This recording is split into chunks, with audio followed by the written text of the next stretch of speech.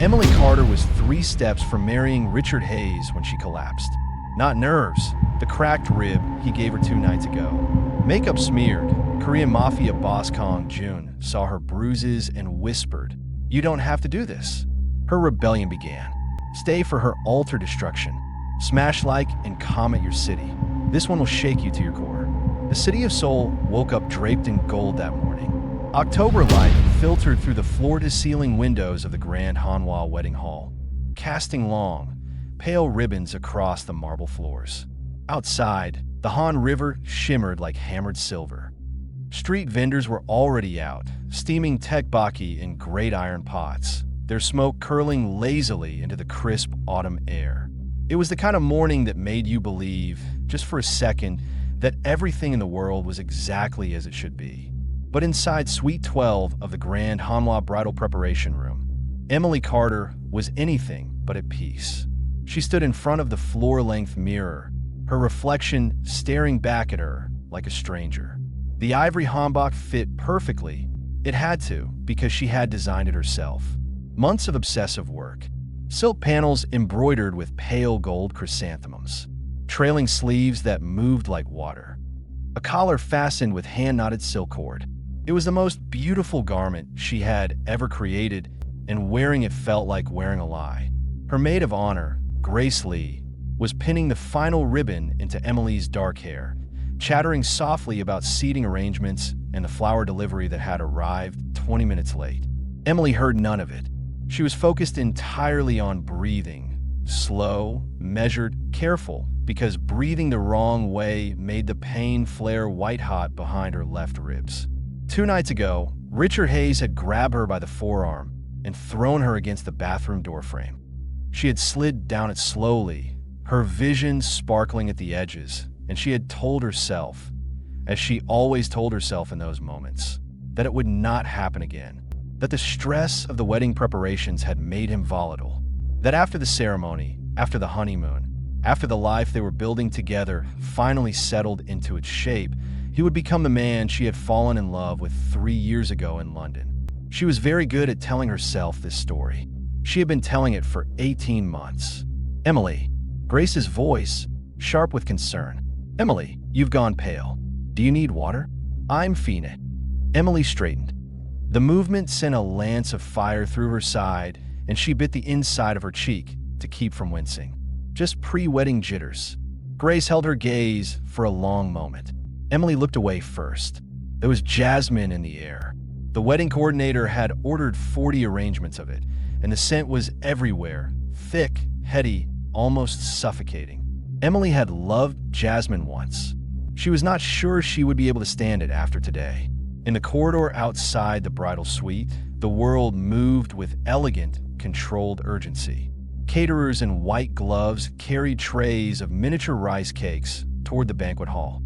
A string quartet tuned their instruments somewhere below, the scattered notes drifting upward like birds startled from a wire. Guests in silk and linen, Seoul's most powerful and fashionable, were already filing into the main hall. The Hayes-Carter wedding was the social event of the autumn season.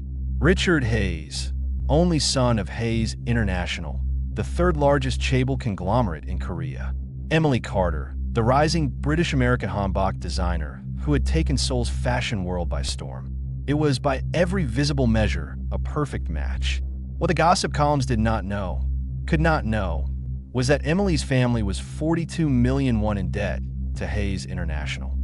Her father, David Carter, had taken a business loan 3 years ago to fund the design studio that had launched Emily's career. The loan had carried a reasonable interest rate. Then Richard had quietly arranged for that loan to be transferred to a holding company he controlled.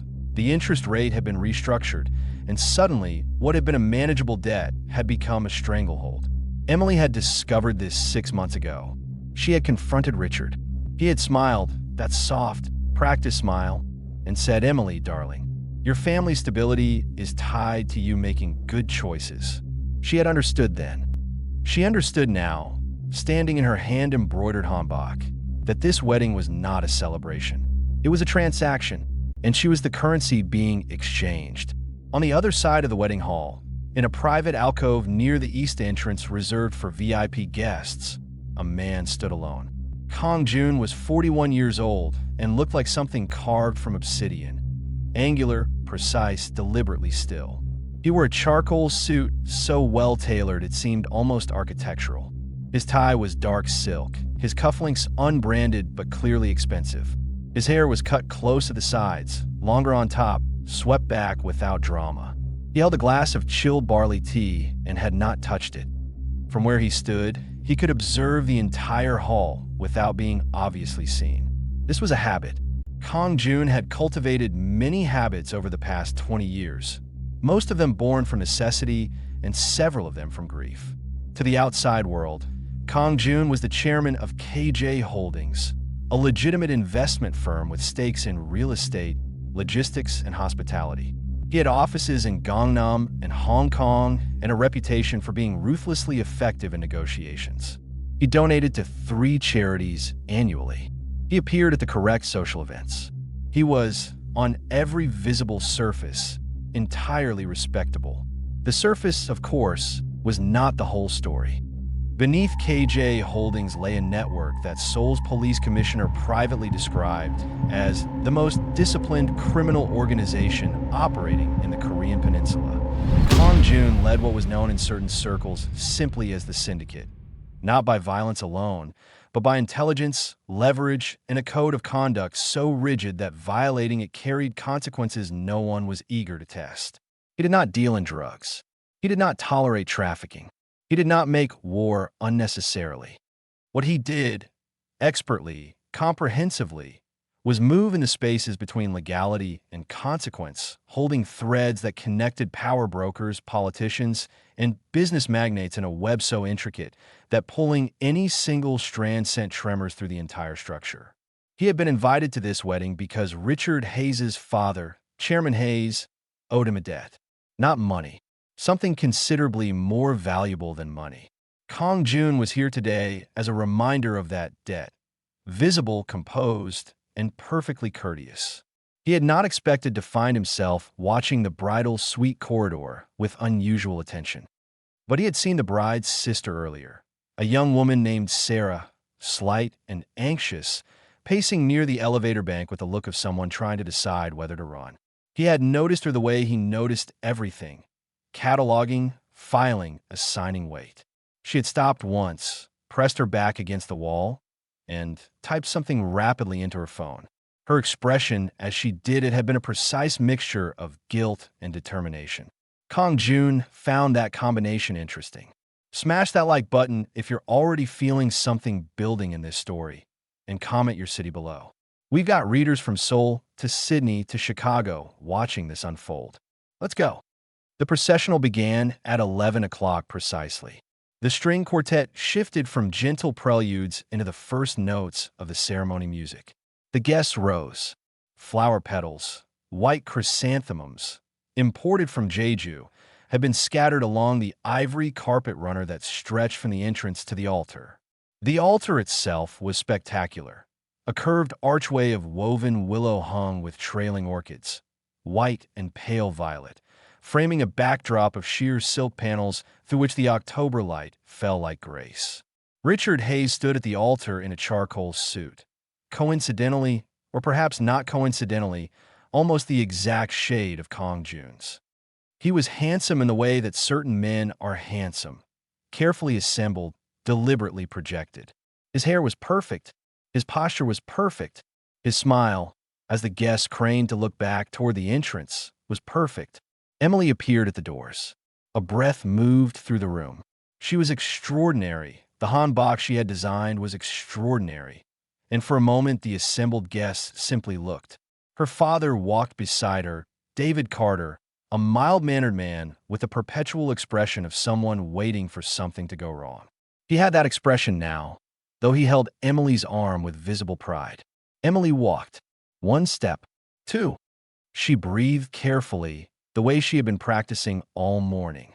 Shallow and measured. Don't twist. Don't reach. Don't let the ribs shift. 3 steps in. The pain arrived without warning. Not the slow, managed ache she had been navigating since the bathroom door frame.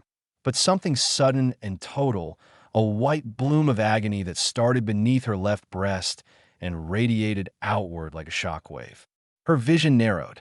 The orchids on the altar blurred. The music distorted, stretched, warped. She heard her father say her name, Emily, in a voice that came from a very great distance. And then the floor rose up to meet her. David Carter caught his daughter before she fully hit the ground, but only barely. The room exploded into controlled chaos, guests rising from their seats, the wedding coordinator speaking rapidly into her earpiece, someone calling for water, someone else calling for a doctor. Richard Hayes moved down from the altar, his expression arranged into concern with the practiced speed of a man accustomed to managing public situations. "She's fine," he said, loudly enough for the front rows to hear. "She's been overdoing it with the wedding stress. She just needs a moment." But Kong Jun, standing near the east wall, was not watching Richard. He was watching the bride. Specifically, he was watching what was happening to the bride's Hanbok. When Emily had fallen, when her father had caught her, when the wedding coordinator and 2 attendants had rushed forward, the collar of the Hanbok had pulled sideways. Just slightly. Just enough. Kong Jun had very good eyes. He had been trained for years to see things other people missed. What he saw beneath the shifted collar was not ordinary bruising. It was not the faint discoloration that came from a bump or a stumble. What he saw, for perhaps 2 seconds before the attendants rearranged the fabric, were bruises and colors that told a specific, unmistakable story. Deep purple at the center grading to yellow-green at the edges. Old and new, layered, the kind that came from hands. The kind that came from this having happened more than once. Kong Jun set down his glass of barley tea very carefully. His face did not change. It never changed in situations like this. But something shifted behind his eyes, something cold and very precise. They moved Emily to a private room off the main corridor, a small lounge the venue kept for situations of this kind, furnished with a sofa and a low table and a window that looked out onto the wedding hall's interior garden. Grace Lee hovered at Emily's side, gripping her hand. David Carter stood near the door, ashen. The wedding coordinator spoke quietly on her phone outside. Richard stood at the window with his back to the room, looking into the garden. He had said nothing since they'd moved Emily from the processional carpet. His silence had a quality to it, controlled, coiled, that Emily recognized intimately. She lay on the sofa with her eyes closed and breathed the way the pain required her to breathe, and she was thinking very clearly, which surprised her. She had expected panic. What she felt instead was something crystalline and still at the center of her chest, like a frozen lake. Clarity, the kind that arrives, sometimes when the worst thing has already happened and there's nothing left to protect. She needs a doctor. Grace's voice. Firm. She doesn't need a doctor. Richard, from the window. Not turning. She needs a minute to collect herself. Richard. I said she's fine, Grace. The room went quiet in the particular way it went quiet when Richard's voice took on that specific edge. Emily kept her eyes closed. She heard Grace's sharp intake of breath. She heard her father make a small, helpless sound. Then she heard something else, a single knock at the door, and then the door opening. She opened her eyes. Kong Jun stood in the doorway. He looked into the room with a quiet, comprehensive attention, taking in Richard at the window, David near the door, Grace at Emily's side, and then his gaze settled on Emily with a focus that was somehow both impersonal and completely specific. "I apologize for the intrusion," he said. His Korean was soul-accented, low, and unhurried. His English, when he switched to it for Emily's benefit, was precise. "I have some medical experience. I wanted to ensure the bride is all right." Richard turned from the window. "She's fine. Thank you. Of course." Kong Jun did not move. "Then you won't mind if I confirm that for myself." There was a pause. The room recalibrated. Richard Hayes was a powerful man. He was accustomed to being the most powerful person in any given room. But Kong Jun's stillness had a particular quality. The quality of someone who has never needed to assert authority because authority had long since arranged itself around him as a matter of course. Richard looked at him. Something passed between the two men, a recognition, perhaps, or the first cold understanding of a calculation Richard had not yet fully made. "Fine," Richard said, and he turned back to the window. Kong Jun crossed the room. He crouched beside the sofa, a surprisingly fluid movement for a man of his bearing, and looked at Emily directly. Not at her Hanbok, not at the room, at her. "How was your pain?" he asked, quietly enough that only she could hear. She blinked. No one had asked her that. Not today. Not in a long time. "I'm all right," she said, automatically, her voice barely above a whisper. "You're not." He said it without accusation, simply as a fact. "I saw when you fell." The collar shifted. His voice dropped further. "I know what those bruises mean. I have seen them before." Emily's blood ran cold. She said nothing. "You don't have to say anything," Kong Jun continued. "But I need you to hear this." He held her gaze, calm and absolute. "You don't have to do this." The words fell into her like stones dropped into still water. She felt the ripples move through her chest, her throat, the backs of her eyes. She thought about the 42 million one her family owed. She thought about Richard's voice when it took on that edge. She thought about the bathroom door frame and the white bloom of pain on the processional carpet and the cracked rib that had been inside her for 2 days while she smiled and received congratulations and pretended that everything was as it should be. She looked at Kong Jun for a long moment. Then she looked away. "You don't know what you're talking about," she said. Comment Seoul below if this is hitting different. This story is about to go somewhere you are not prepared for. Kong Jun did not leave the room. He straightened to his full height, turned toward the window where Richard stood, and spoke in Korean, conversationally, pleasantly, in a tone that could have been discussing the weather. "Richard SSI, I understand you know my name." Richard turned. His expression was that careful arrangement of charm he wore in public situations. "Kong Jun SSI, of course. Your reputation precedes you, as does yours." Kong Jun clasped his hands loosely behind his back. "Your father and I have an understanding. I hope you and I can establish one as well. Is this really the time for business?" "I'm not here for business." A pause.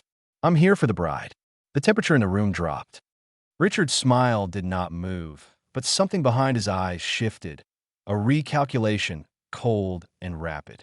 "I don't know what you think you saw. I know what I saw." Kong Jun's voice remained even, conversational, entirely without heat. This was, Emily would later understand, far more frightening than anger. "I've seen it before. 3 times, in fact. 2 of those women are now in different cities, safe. The third, a fractional pause. The third did not have anyone who intervened in time." Grace made a small sound. David Carter had gone very still near the door. "You want to be careful," Richard said, and now his voice had that edge too. Different from Kong Jun's evenness, but carrying its own specific menace. "Making accusations at a man's wedding. I have made no accusations." Kong Jun turned slightly, looking back at Emily. "I asked the bride if she was in pain. She said she was all right. I simply want her to know that she has options." His gaze moved back to Richard. "And I want you to know that I have a very long memory." The silence stretched. Emily lay very still on the sofa and felt the world rearranging itself around her like furniture being moved in a dark room. She was trying to process what was happening.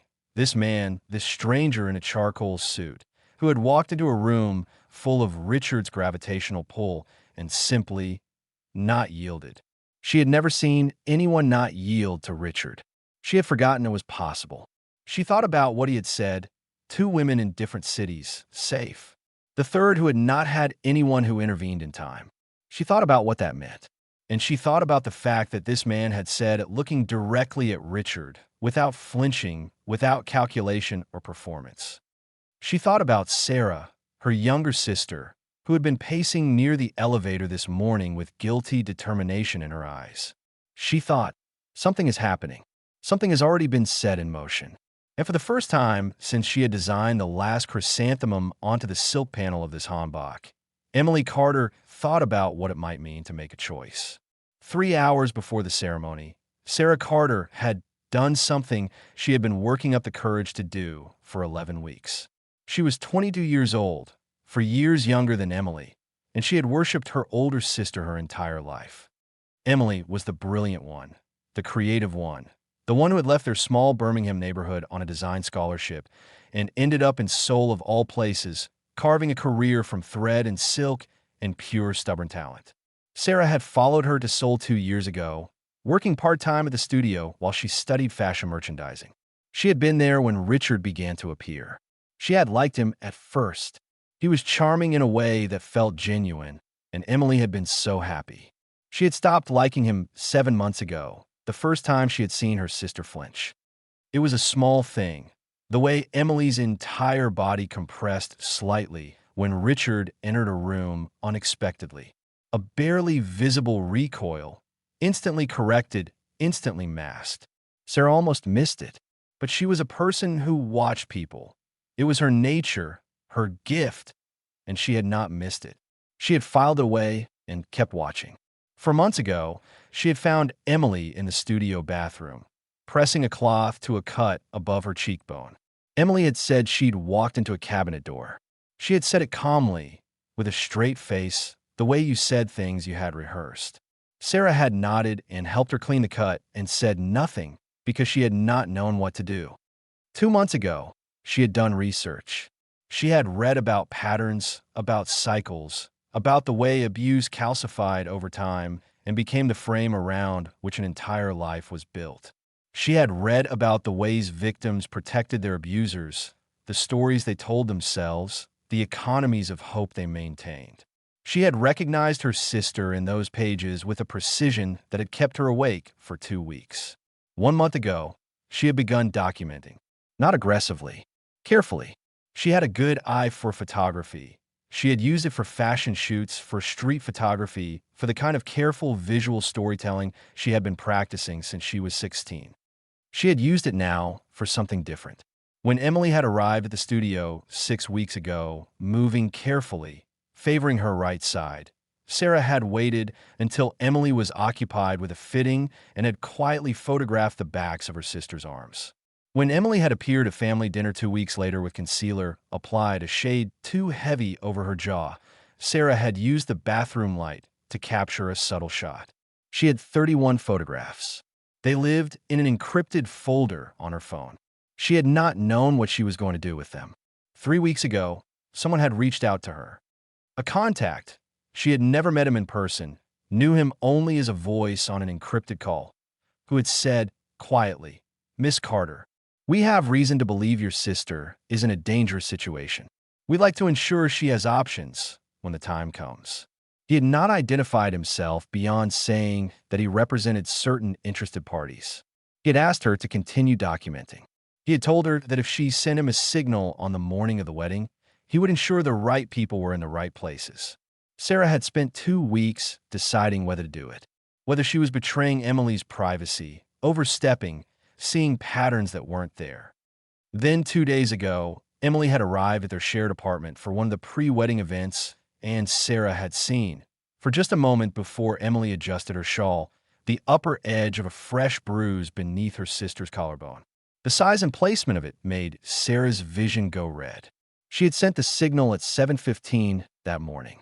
Standing in the corridor near the elevator bank before the ceremony, she had typed a single word into an encrypted message thread. Ready. She had spent the next 3 hours praying she had done the right thing. Like if you'd have done the same thing. Because Sarah took a risk that most people would never have the courage to take. Drop sister in the comments if Sarah is the real hero of this story. Richard had calculated, as Kong Jun spoke in the private room, that the situation required management, but was still manageable. He was a man who prided himself on being able to manage situations. He had been doing it his entire life, managing his father's expectations, managing boardrooms, managing press conferences, managing Emily. He believed, in the deep, unquestioned way of men who have never truly faced accountability, that the world was a collection of variables, and he was the function that organized them. He said, pleasantly, "I think we should give Emily some time to rest." Kong Jun SSI, "I appreciate your concern, but this is a private family matter." Kong Jun looked at him steadily. Of course. He made no move to leave. Richard's jaw tightened. A fraction. "I'll need to speak with my fiancée alone." I don't think that's wise right now. It was Grace who spoke, surprising everyone, including herself, judging by the look on her face immediately after. She straightened, meeting Richard's gaze. Emily needs rest and water and fresh air, not a private conversation. Grace! She's right. David Carter's voice, quiet and unexpectedly firm, from the door. Everyone looked at him. Emily's father had the look of a man who had been standing at the edge of something for a very long time and had just, finally, stepped back from it. Emily stays here. When I can go outside. Richard. The air in the room changed. Richard looked from David to Grace to Kong Jun. The calculation behind his eyes moved rapidly. He was outnumbered, but more significantly, he was outnumbered in front of a witness whose presence he could not fully account for. Kong Jun stood in the center of it all like a still point, and Richard understood instinctively the understanding that powerful men have of one another. That whatever this man was, he was not someone whose opposition could be absorbed without cost. Fine, Richard said. He smiled. He made it pleasant, natural. A man who was completely untroubled. Of course. We'll give her some time. He walked toward the door. At Kong Jun's shoulder, he paused. For just a moment. And then he continued walking, and the door closed behind him and David Carter. Grace exhaled. Emily heard her from the sofa. Kong Jun did not move for a long moment. Then he looked at Emily, and something in his expression, not quite concern, but adjacent to it, shifted slightly. Rest, he said. We'll settle this later. He left the room. In the corridor, Kong Jun made 3 phone calls in rapid succession. They were brief. He was a man who valued precision over elaboration. The first call confirmed that his people had what they needed. The second call confirmed a secondary arrangement he had made for exactly this kind of contingency. The third call was to a man named Park Sung-ho, who was technically a financial journalist and practically something else entirely, and that call lasted 45 seconds. Then he went to find Sarah. She was where he expected to find her, in the small sitting area near the elevator bank, her phone face down on her knee, watching the corridor with the vigilant anxiety of someone waiting for a verdict. She looked up when she saw him. Are you the one who called me 3 weeks ago? She asked. No priambid. My associate called you. At my direction. He sat across from her, unhurried. You sent the signal. I sent the signal. She looked at her hands. Is she okay? She is conscious and not in immediate danger. She has a cracked rib that has been untreated for 2 days. He watched her absorb this. Her expression went through several rapid stages: grief, fury, guilt, and settled on something resolved and tight. The photographs you've been keeping, I need them. Sarah looked up. What are you going to do with them? I'm going to make them available to the right people at the right moment in a way that ensures Richard Hayes is not able to construct an alternative narrative. He met her gaze directly. This is not about punishment. It is about architecture, making sure the truth has a structure that supports it when it is presented. And Emily, does she know about this? Any of this? Not yet. Sarah was quiet for a moment. Then she took out her phone and unlocked the encrypted folder and handed it to him. Kong Jun looked at the photographs. He looked at them carefully, thoroughly, with the same comprehensive attention he had given the room when he walked in. His expression did not change, but his hands, for just a moment, just one brief moment, were very still. He handed the phone back. Thank you, he said, and the formality of it was somehow more weight-bearing than any other kind of acknowledgement would have been. Who are you? Sarah asked. Actually, he considered this. Someone who has seen this before, he said, and did not act quickly enough. I don't intend to repeat that mistake. He stood and walked back toward the private room.